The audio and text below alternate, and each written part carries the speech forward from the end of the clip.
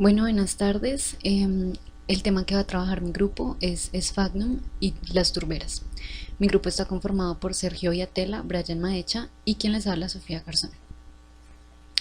Entonces, este capítulo de Sphagnum y las turberas se subdivide en 3 capítulos. El primero de estos nos habla sobre los efectos de la sequía en las turberas boreales del oeste de Canadá.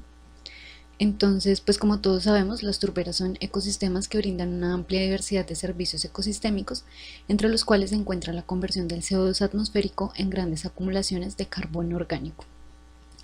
Los briófitos suelen ser los componentes dominantes de la vegetación en las turberas del norte y juegan un papel central con respecto al ciclo de nutrientes y a la acumulación del carbono.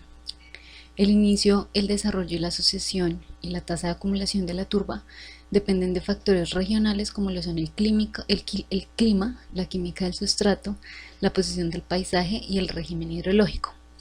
Vamos a ver entonces que el agua, incluida su cantidad química, fluctuación y flujo, junto con la composición de las especies de musgo, son los 2 impulsores más importantes de los procesos biológicos y físico-químicos que caracterizan los ecosistemas de las turberas. Las capas de tierra dominadas por briófitos desempeñan un papel fundamental en el equilibrio de las turberas y sobre todo en lo que se centra este capítulo, que es en la prevención de la desecación de la superficie. Esto pues tiene una gran importancia frente a un escenario de cambio climático. Bueno, entonces numerosos estudios se han centrado principalmente en especies de Sphagnum, ya que son las predominantes en las turberas, y han indicado que el crecimiento y la producción neta están fuertemente influenciados por la disponibilidad de la humedad, o más bien como por la fluctuación entre los ciclos de humectación y desecación en la superficie de la turba. Básicamente esto nos dice que a medida que disminuye la disponibilidad de humedad en la superficie, se pueden afectar el ciclo y secuestro del carbono en las turberas. Las turberas del oeste de Canadá se pueden clasificar en 3 tipos básicos: ciénagas, pantanos ricos y pantanos pobres. Las ciénagas se caracterizan porque reciben precipitaciones exclusivamente de insumos atmosféricos, y los pantanos ricos y pobres dependen de su suministro de agua subterránea y de los flujos de agua superficial para mantener pues el nivel freático estable. Las respuestas ambientales de las especies dominantes individuales de estos tipos de pantano fueron demostrados por algunos autores, ya que son muy sensibles a la variación del nivel del agua. Esos autores predijeron cambios drásticos en los pantanos en el centro de Alberta, que es una provincia que ya vamos a ver que es en la cual se centra el estudio, y estos autores concluyeron que con un aumento de 2 grados centígrados en las temperaturas anuales, los pantanos ricos perderían porcentajes sustanciales de sus especies en la capa de tierra, que como ya lo dije pues está dominada por briófitos. Bueno, entonces los briófitos son excelentes indicadores del cambio de hábitat, ya que pueden definir gradientes dentro y entre las turberas. Con base en esto, pues distintos autores han desarrollado modelos de respuestas de hábitat para muchas de estas especies indicadoras a diferentes temperaturas y regímenes de precipitación.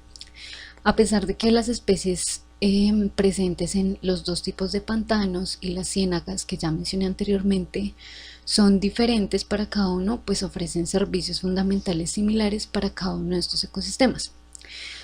Entonces vamos a ver que estos servicios son, en primera medida, la acidificación. Entonces, como ya lo dije, pues las turberas están compuestas en su mayoría por especies de Sphagnum, los cuales, debido a la alta capacidad de intercambio catiónico de sus paredes celulares, son capaces de intercambiar iones inorgánicos. Esta alta capacidad de intercambio catiónico al menos es parcialmente responsable de la química de las aguas que circundan y constituye entonces el hábitat químico fundamental para las plantas coexistentes, no solo para ellos sino para otras especies, y no solo para especies de briófitos sino también para plantas vasculares. Bueno, entonces el segundo componente es la capacidad de retención de agua y capilaridad. Entonces todos los musgos contienen cantidades relativamente grandes de agua, y específicamente para algunas especies de Sphagnum estos pueden alcanzar hasta 20 a 25 veces su masa seca. Entonces hay algunas adaptaciones internas que se logran a través de la muerte de células y la utilización de estas células muertas como cavidades de almacenamiento para el agua, que son pues los hialocistos que ya vimos, y algunas adaptaciones externas que se basan en la relación entre la hoja y el tallo del musgo, ya que tiene una gran abundancia de crecimiento de tallos, y en algunos musgos esto puede tener hasta patrones de ramificación complejos que dan como resultados doseles, digamos como un dosel dentro de los briófitos, que refuerzan la capacidad de retención del agua externa de las especies de las turberas. Cuando todas estas características que ya mencioné se combinan, tanto las internas como las externas, esto le permite a los briófitos almacenar grandes cantidades de agua, y no solo esto, sino también mover el agua hacia arriba mediante la acción capilar. Entonces las propiedades de retención de agua y de absorción de las briófitas de las turberas permiten que las poblaciones de musgos se expandan hacia arriba y hacia afuera e inunden el área circundante inmediata, creando un entorno único para las plantas coexistentes, igual que ocurre con la acidificación. El tercer componente entonces es el desarrollo de acrotelmo. Una de las características únicas de muchas turberas es el desarrollo de una zona aeróbica, que en inglés el término es acrotelm. Entonces las aguas aeróbicas del acrotelm se mantienen dentro de los espacios capilares de la capa del briófito en crecimiento. La resistencia de estas plantas briófitas a la descomposición en condiciones aeróbicas permite la persistencia acrotélmica y también proporciona una zona aeróbica en la que las raíces de las plantas vasculares residen junto con una gran cantidad de poblaciones de hongos y bacterias. Esto es pues muy importante, ya que en condiciones de anaerobia esto no sería posible. Bueno, entonces, y el último componente entonces son la limitación de los nutrientes. Tanto los verdaderos musgos como las especies de Sphagnum compiten fuertemente por los nutrientes que ingresan en estos sistemas característicamente pobres en nutrientes.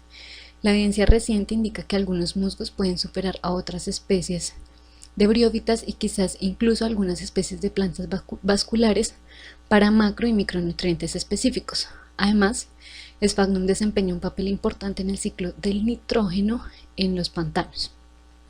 Los briófitos captan fácilmente el nitrógeno depositado en la atmósfera, y en general el secuestro de nitrógeno dentro de Sphagnum puede tener un efecto limitante sobre el crecimiento de la planta vascular o de plantas vasculares en las turberas. Bueno, las diferencias entre las respuestas de las briófitas y las plantas vasculares a los cambios en sus entornos locales implican aspectos fundamentales tanto de la estructura como de la función. Entonces aquí vamos a hablar un poco como de cuáles son esas diferencias entre briófitas y plantas superiores con base en lo que ya mencionamos anteriormente. Entonces, pues se va a hablar como de un dosel de briófitos, por lo que ya mencioné como características externas. Y dentro de este dosel, pues los niveles de actividad de la planta están determinados por los déficits de agua de las hojas individuales. Como fuente de agua, entonces, en los briófitos pues provienen en gran medida de la precipitación, y la captación de nutrientes proviene directamente de fuentes inorgánicas. Pues esto, como ya sabemos, los briófitos no cuentan con sistemas especializados de conducción que hagan que pues la fuente de agua dependa provenga de otro lado. Asimismo, pues las briófitas albergan invertebrados y hongos, y con frecuencia algas, mientras que en las copas de las plantas vasculares se albergan invertebrados y vertebrados. Esto también supone una gran diferencia. También en las hojas de los briófitos, en relación con sus tallos, son extremadamente grandes, y en comparación con las hojas y los tallos de las plantas vasculares nunca tienen pecíolos, pero tienen la capacidad de cambiar la orientación en relación con el contenido del agua. También pues hay diferencias importantes en cuanto a la penetración de la luz, los patrones de retención de nitrógeno y la asimilación del carbono en los doseles de Sphagnum, y son todas diferentes de las copas de las plantas vasculares. Otra gran característica que las hace diferentes es la regulación de la turgencia, ya que es de suma importancia para las plantas vasculares y se logra mediante modificaciones estructurales bastante complicadas, como pues los estomas, las células especializadas de las hojas, etc. En los briófitos pues ellos tienen poca capacidad para regular la turgencia. Otra diferencia importantes con respecto a la fotosíntesis, ya que en las plantas vasculares esta suele estar limitada por factores distintos a los déficits hídricos, mientras que en las briófitas la fotosíntesis siempre está limitada primero por la disponibilidad de agua. Sin embargo, las tasas de fotosíntesis de briófitas son comparables con las de plantas vasculares cuando se basan en cantidades de clorofila. La disponibilidad de agua, entonces, es el factor clave en el establecimiento y mantenimiento de las poblaciones de briófitos, y tanto la frecuencia de sequía inducida por el cambio climático como los cambios en la humedad del suelo tienen el potencial de comprometer colectivamente la función de las turberas. Bueno, entonces, con base en todo lo anterior, vemos que este capítulo se centra en la provincia de Alberta, Canadá. La provincia es la más occidental del país, ha estado en una sequía persistente durante los últimos 13 años. Nos cuentan que el periodo comprendido entre 1998 y 2004 experimentó algunas de las temperaturas más cálidas y la precipitación más baja registrada. Con base en esto, pues se han hecho como varios estudios con respecto a sequía, pero se ha prestado muy poca atención a los posibles efectos a corto y a largo plazo de la sequía en los ecosistemas de las turberas que dominan el paisaje en las partes del norte de estas provincias. La humedad de la superficie, la humedad cercana a la superficie y la posición del nivel freático en las turberas tienen importantes consecuencias ecológicas, climáticas, de la comunidad, para el ecosistema y para el ciclo del carbono específicamente. Entonces, entonces dicen que cuando los cambios direccionales a largo plazo en la precipitación anual se superponen a los ciclos de sequía, pues los autores plantean la hipótesis de que los niveles freáticos de las turberas, cuando ocurra esa superposición, comenzarán a caer, con un conjunto de consecuencias para el ciclo del carbono que son diferentes de las consecuencias de la humedad cambiante de la superficie, de la que ya hablé anteriormente. Entonces, en este estudio pues proporcionan datos que prestan apoyo a la hipótesis que ellos plantean, y se discute cómo los cambios inducidos por la sequía en las comunidades de briófitas, junto con los cambios en la desecación de la superficie y la posición de la capa freática, afectan de manera individual e interactiva el ciclo del carbono en los pantanos del norte de Alberta, de Canadá. Bueno, entonces el primer experimento que ellos muestran es el experimento de exclusión de precipitaciones. Este estudio se realizó en 2 ciénagas dominadas por especies de Sphagnum en el lago Uticuma por medio de exclusión de precipitaciones, como dice su nombre. Estas ciénagas cuentan con 58 y 95 años respectivamente. En 15 terrenos de cada ciénaga se instalaron techos de exclusión, donde los datos de humedad y temperatura se recolectaron con unos dispositivos especializados. La humedad del suelo fue recolectada y calibrada con Sphagnum en un laboratorio para medir el flujo de CO2. Bueno, entonces para la medición del flujo del CO2 se utilizaron cámaras de policarbonato a diferentes densidades. La producción neta del sistema se determinó mediante la relación descrita en esta fórmula que vemos aquí, en función de la radiación fotosintética activa, que es par, de acuerdo a los parámetros de máxima cantidad de CO2, que es Pmax, la eficiencia cuántica fotosintética, que es alfa, sobre la respiración total bajo plantas vasculares en el sotobosque, que es A, y la dependencia de la temperatura en la respiración, que es Q10. Entonces pues ahí vemos las correspondencias en esta fórmula, que fue la manera en que se pudo medir el flujo del CO2. Bueno, entonces los resultados obtenidos en este experimento, de acuerdo a la gráfica y a la tabla, pues entonces se resumen en que la humedad promedio es más alta en las turberas que tienen sitios quemados. Las superficies de las turberas se incrementa en función de las lluvias. La exclusión de precipitación por cubrimiento tienen efectos mínimos en los parámetros de caracterización. No hay efectos en la desecación de las especies de Sphagnum, dando lugar a balances positivos de carbono. La exclusión de la precipitación elimina la humectación de la superficie de las turberas sin efectos significativos en el ciclo del carbono de la ciénaga. Estas condiciones mantienen la humedad e implicaciones mínimas del balance del carbono en estas ciénagas. Estos fueron como los resultados más importantes que ellos presentan.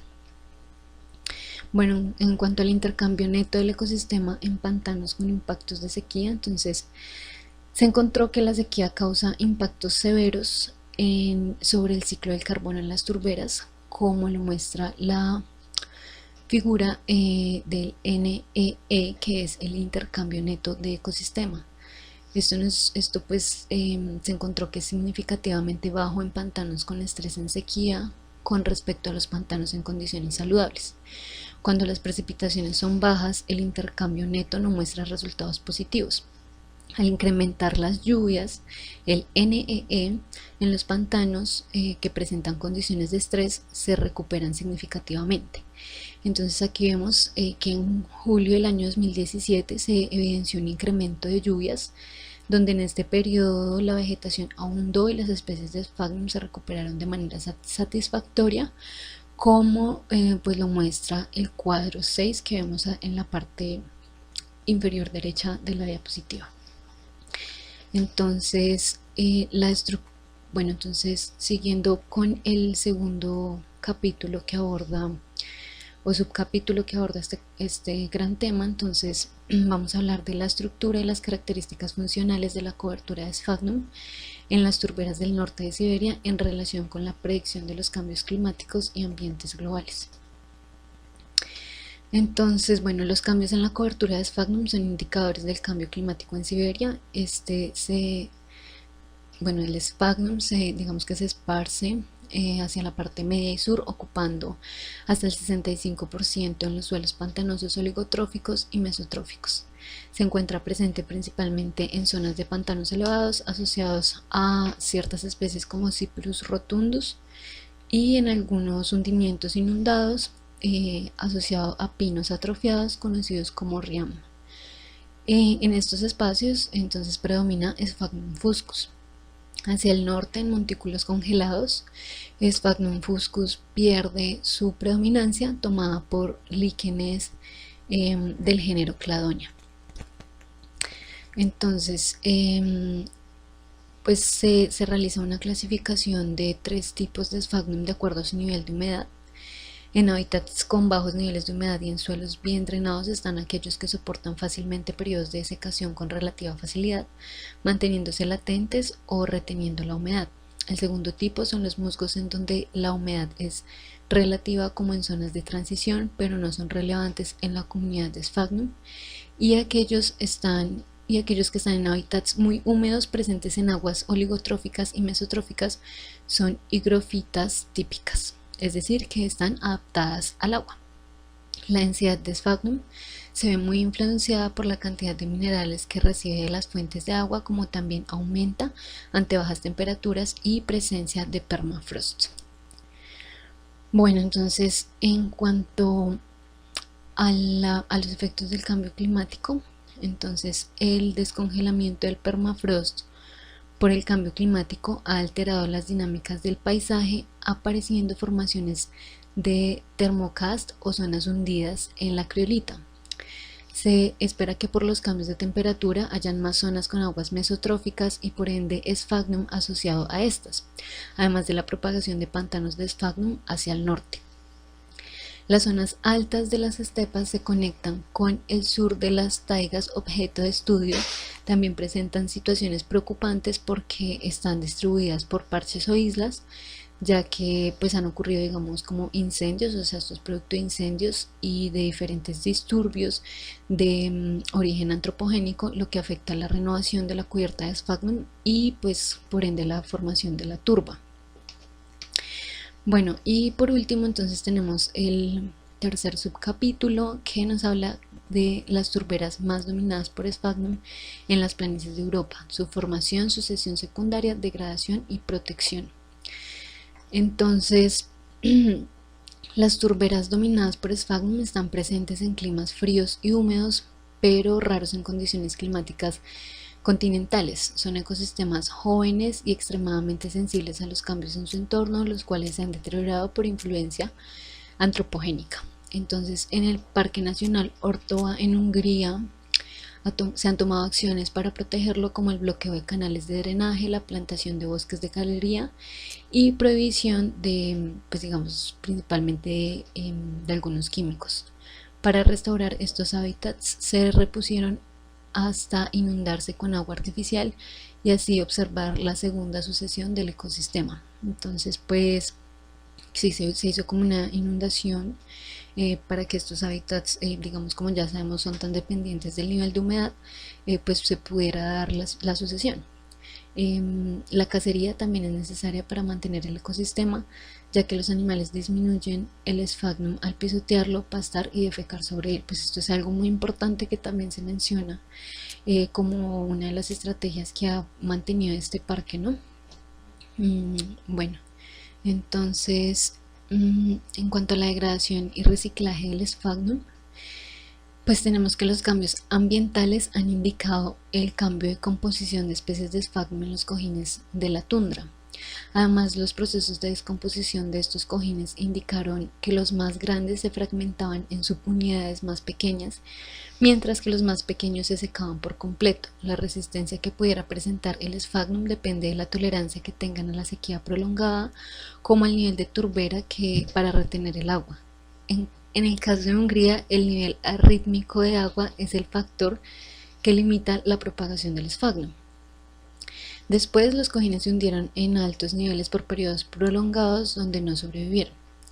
Los fragmentos disueltos en el agua forman un fango que conecta la superficie con el fondo del cuerpo de agua, facilitando la colonización por parte de amplias especies. Los cambios de vegetación en estas estructuras flotantes dependen de la tasa de suministro del agua, como también por la disposición de nutrientes que disminuye desde el borde hasta el centro de la estructura flotante. Bueno, entonces como especies pioneras y procesos sucesionales, entonces se habla de Sphagnum teres, aparece como el más abundante, Sphagnum squarrosum, cuando la falda está debajo de los sauces grises, especies Salix cinerea, y las especies Sphagnum angustifolium y Sphagnum fimbriatum y Sphagnum palustre aparecieron esporádicamente en áreas abiertas. Estos musgos recogen los cationes y liberan hidrógenos que aceleran el proceso de acidificación y oligotrofía. Luego ocurren procesos de sucesión secundaria al ocurrir asociaciones con lemnete, potametea y plantas flotantes. También puede ocurrir que la turbera se convierta en pobres pantanos y terminen asociados a pantanos continentales, pues esto como recordando la clasificación que nos daban en el inicio de pantanos ricos y pantanos pobres. Estas turberas entonces son inusuales en condiciones ambientales continentales, por lo que son muy sensibles a los cambios en su entorno, siendo susceptibles al cambio climático y a la acción antropogénica a corto plazo, por lo que la forma de conservarlas es por la restauración de vegetación natural circundante y de acuerdo al suministro de agua, y esta es como la conclusión que se nos da a lo largo del capítulo, como esa evaluación de qué manera va a empezar a afectar la sequía a un grupo de plantas que depende tanto del suministro de agua. Bueno, eso era todo. Muchas gracias.